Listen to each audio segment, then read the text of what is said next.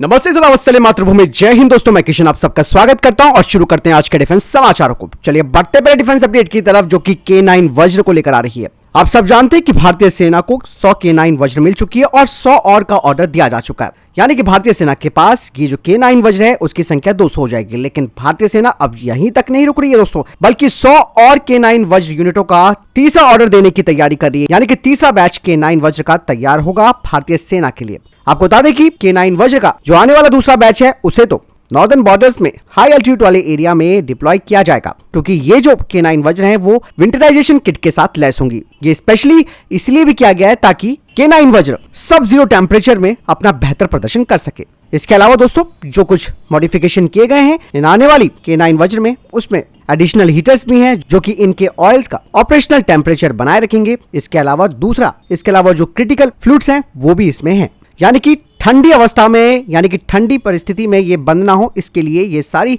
Modification भी किए गए हैं। बता दें कि दूसरा बैच इंडक्ट होने के बाद तीसरे बैच को पाकिस्तान के साथ पश्चिमी सीमाओं पर ही डिप्लॉय किया जाएगा। यानी कि जो तीसरा बैच है उसे स्पेशली रेगिस्तानी परिस्थितियों के हिसाब से तैयार किया जाएगा। और ये जो तीसरा बैच है K9 वज्र का वो तब शामिल होगा जब दूसरा बैच K9 वज्र का अगले 3 सालों के अंदर शामिल हो जाएगा। चलिए बढ़ते नेक्स्ट अपडेट की तरफ दोस्तों।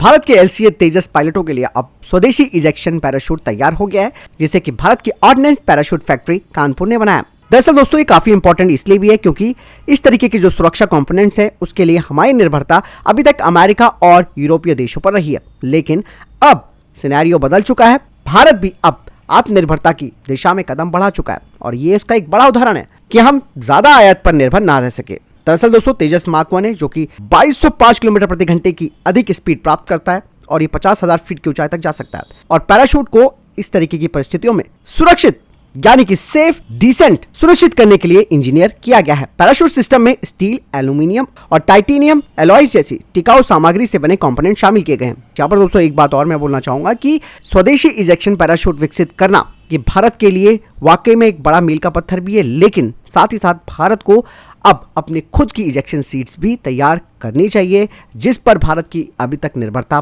बनी हुई है। और ये बहुत ही महत्वपूर्ण कंपोनेंट होता है किसी भी फाइटर जेट का, जो कि सेफ्टी से रिलेटेड होता है। इसीलिए भारत को प्राइवेट सेक्टर की कंपनियों को आगे लाकर स्वदेशी इजेक्शन सीट्स भी तैयार करनी चाहिए। फिलहाल इस बारे में आपको क्या लगता है कमेंट सेक्शन में लिखकर जरूर बताइएगा।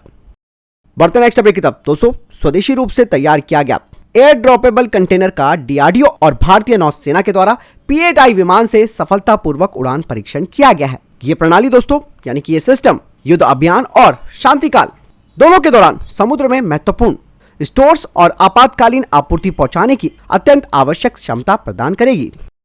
बढ़ते नेक्स्ट अपडेट की तरफ दोस्तों। भारत अपनी रक्षा क्षमताओं को मजबूत करने की दिशा में काफी रणनीतिक कदम उठा रहा है। ऐसे में भारत की नेशनल एरोस्पेस लैबोरेटरीज ने घोषणा की है कि उन्होंने अस्त्र माइक्रोवेव प्रोडक्ट लिमिटेड के साथ एक साझेदारी की है जो कि active radar cross section reduction को लेकर है। और ये जो इनिशिएटिव है उसका फोकस AMCA जैसे स्टेल्थ प्लेटफॉर्म के लिए खास तौर पर डिजाइन किए जा रहे एडवांस एंटीना एरेस को बनाने पर केंद्रित है।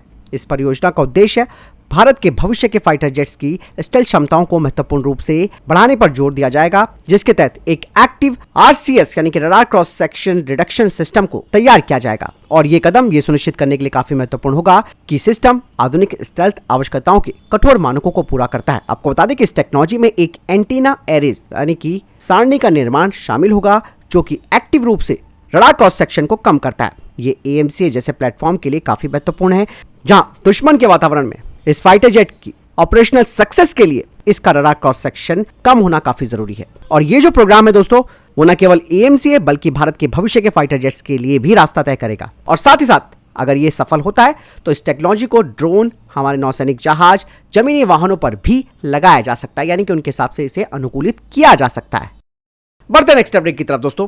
भारत की public sector defence manufacturing company advance weapons and equipment India limited उनको उत्तर प्रदेश पुलिस को 7.62 × 39 mm असॉल्ट राइफलों की 405 यूनिटों की सप्लाई के लिए सबसे कम बोली लगाने वाली कंपनी L1 घोषित किया गया है। और ये सिलेक्शन दोस्तों यानी कि जो चयन किया गया है कंपनी का, वो इस कंपनी को कॉम्पिटिटिव एज प्रदान करता है, जो कि भारत के सुरक्षा बलों को आधुनिक यानी कि मॉडर्न फायर आर्म्स के एक विश्वसनीय सप्लायर के रूप में इस कंपनी की स्थिति को मजबूत करता है। उत्तर प्रदेश पुलिस के लिए चुनी गई राइफलें त्रिची असॉल्ट राइफल यानी कि तार है, जो कि ऑर्डिनेंस फैक्ट्री त्रिचुपल्ली का प्रोडक्ट है। इसका इस्तेमाल आतंकवाद विरोधी और लॉ इन्फोर्समेंट जैसे ऑपरेशंस के लिए किया जा सकता है। मैं अभी जो गन कर रहा हूँ वो भी कार्बाइन है, किंतु इसका कैलिबर का साइज दूसरा है।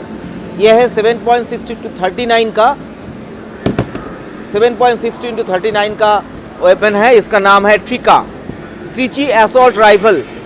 त्रिची असॉल्ट राइफल से ये मैन्युफैक्चर हुआ है। हमारा AWEIL के अंदर में पड़ता है। ये फोल्डेबल भी है, फिक्स बार्ड में भी यूज़ कर सकते हैं हम लोग। ये इसका इफेक्टिव रेंज है 200 मीटर। चलिए बढ़ते हैं नेक्स्ट अपडेट की तरफ। भारत की प्राइवेट सेक्टर की कंपनी और ड्रोन निर्माता आइडिया फोर्स को अपने स्विच मिनी यूएवी के लिए fit for Indian army use का सर्टिफिकेशन मिला है, जो कि काफी महत्वपूर्ण भी हो जाता है। बता दें कि आइडिया फोर्स के इस ड्रोन को यह सर्टिफिकेशन इतनी आसानी से नहीं मिला है, जिसके लिए बाकायदा directorate general of quality assurance यानी कि DGQA ने इनका कठोर मूल्यांकन किया। और इस मूल्यांकन यानी कि इस इवैल्यूएशन के दौरान इस यूएवी ने अपना बेजोड़ प्रदर्शन दिखाया, साथ ही अपनी विश्वसनीयता साबित की और इंडियन आर्म फोर्सेस की कठोर आवश्यकताओं को पूरा करने की क्षमता को भी प्रदर्शित किया। स्विच मिनी यूएवी का सर्टिफिकेशन न केवल इस कंपनी के लिए बल्कि भारतीय ड्रोन इंडस्ट्रीज के लिए भी एक महत्वपूर्ण मील का पत्थर है। यानी कि वो भी इसी तरीके के अगर ड्रोन तैयार करती है तो डेफिनेटली उन्हें भी इस तरीके का सर्टिफिकेशन मिल सकता है और इससे हमारी आर्म फोर्सेस की जो बढ़ती हुई मांग है ड्रोन्स को लेकर वो पूरी हो सकती है। और आइडिया फोर्स की उपलब्धि कंपनी को डुअल यूज ड्रोन टेक्नोलॉजी में काफी आगे लाती है, जो कि रक्षा और नागरिक दोनों एप्लीकेशंस में इस्तेमाल किए जा सकते हैं। आपको बता दें कि यह सर्टिफिकेशन स्विच मिनी यूएवी की अतिरिक्त ऊंचाई और प्रतिकूल मौसम वातावरण से चरम स्थितियों में प्रदर्शन करने की क्षमता का भी एक प्रमाण है और ये क्षमताएं इसे इंडियन आर्म फोर्सेस के लिए एक विश्वसनीय एसेट बनाती है, जिन्हें की निगरानी और टोही से लेकर डिजास्टर रिस्पांस में इस्तेमाल किया जा सकता है। चलिए बढ़ते नेक्स्ट अपडेट की तरफ दोस्तों।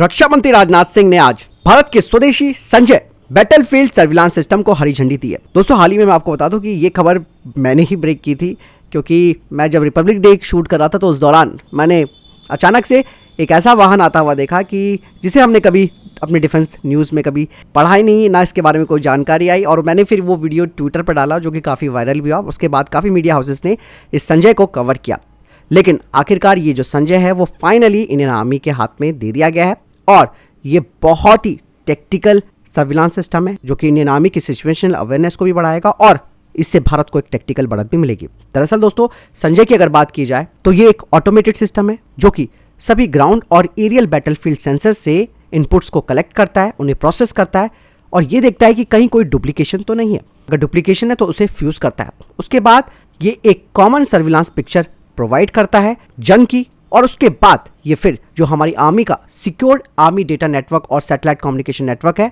उसके साथ इसे जोड़ता है। यानी कि बैटलफील्ड की जो रियल टाइम जानकारी है और जो वास्तविक घटना हो रही है उसकी बिना किसी दोहराव के यानी कि डुप्लीकेशन के एक्चुअल तस्वीर प्रदर्शित करता है। यानी कि ये भारत की युद्ध क्षेत्र में जो पारदर्शिता है यानी कि ट्रांसपेरेंसी है उसे बढ़ाएगा और एक सेंट्रलाइज्ड वेब एप्लीकेशन के माध्यम से भविष्य के युद्ध क्षेत्र को बदलेगा, जो कि कमांड और सेना मुख्यालय और Indian army decision support system को इनपुट प्रदान करेगा। आपको बता दें कि ये जो बैटलफील्ड सर्विलांस सिस्टम है वो state of the art sensors और कटिंग एज एनालिटिक्स से लैस है। ये एक वास्ट लैंड बॉर्डर का यानी कि विशाल भूमि सीमाओं की निगरानी कर सकता है, घुसपैठ रोक सकता है और सटीकता के साथ किसी भी स्थिति का आकलन कर सकता है। खुफिया निगरानी और रिकॉनेसेंस में फोर्स मल्टीप्लायर ये साबित होगा। इससे कमांडरों को नेटवर्क सेंट्रिक एनवायरनमेंट में कन्वेंशनल और सब कन्वेंशनल दोनों तरीके के ऑपरेशन करने में मदद मिलेगी। बता दें कि इसका निर्माण भारतीय सेना और भारत इलेक्ट्रॉनिक्स लिमिटेड दोनों ने मिलकर किया है। इसमें 80% कंपोनेंट स्वदेशी है। बढ़ते नेक्स्ट अपडेट की तरफ दोस्तों। एक दुखद खबर आ रही है। आपको बता दें कि महाराष्ट्र में ऑर्डिनेंस फैक्ट्री में एक धमाका हुआ जिसमें कि 8 लोगों की मौत हो गई। केंद्रीय मंत्री नितिन गडकरी ने इस बारे में जानकारी दी। उन्होंने कहा कि महाराष्ट्र के भंडारा जिले में ऑर्डिनेंस फैक्ट्री में विस्फोट के कारण छत गिरी जिसमें कि 8 लोगों की मौत हो गई। बढ़ते नेक्स्ट अपडेट की तरफ दोस्तों। आईएनएस सर्वेक्षक ने मॉरिशस में एक मेजर हाइड्रोग्राफी सर्वे मिशन पूरा किया है, जिसमें कि 25,000 वर्ग समुद्री मील से अधिक का व्यापक क्षेत्र शामिल है। चलिए बढ़ते नेक्स्ट अपडेट की तरफ दोस्तों। बांग्लादेश और पाकिस्तान के रिश्ते लगातार मजबूत हो रहे हैं, लेकिन अब इसका असर भारत की चिकन नेक पर पड़ चुका है। दोस्तों कुछ खबरें आई हैं जो बताती है कि पाकिस्तानी सेना का एक हाई लेवल डेलीगेशन आया, उसने भारत के चिकन नेक यानी कि सिलीगुड़ी कॉरिडोर के पास रंगपुर का दौरा किया है। दरअसल ये जगह काफी इंपॉर्टेंट भी है और पाकिस्तानी अधिकारियों का ये दौरा भारत के लिए बड़ी टेंशन बन सकता है, क्योंकि दोस्तों चिकन नेक पर आप सब जानते हैं कि चाइना अपनी नजर गड़ाकर बैठा हुआ है। तो अब बांग्लादेश से भी एक फ्रंट खुलने की तैयारी हो रही है। दरअसल ये जो डेलीगेशन आया था उसमें आईएसआई के सीनियर लोग शामिल थे और मैंने आपको पहले ही बोल दिया था कि अगर भारत बांग्लादेश पर नकेल नहीं कसता है तो फिर जम्मू और कश्मीर जैसी स्थिति बांग्लादेश बॉर्डर पर भी नजर आ सकती है। इसीलिए भारत को अब सख्ताई के साथ इन सब चीजों की जांच करनी चाहिए और उसके बाद एक बड़ा फैसला लेना चाहिए। बांग्लादेश न केवल पाकिस्तान बल्कि चाइना से भी अपनी दोस्ती मजबूत कर रहा है। तो फिलहाल ये अभी तक के टॉप डिफेंस अपडेट। वीडियो के सामने कोई प्रश्न जवाब है आपको, किसी सवाल कमेंट सेक्शन में लिखकर जरूर पूछ सकते हैं। वीडियो को लाइक और शेयर जरूर कीजिएगा। जय हिंद, वंदे मातरम।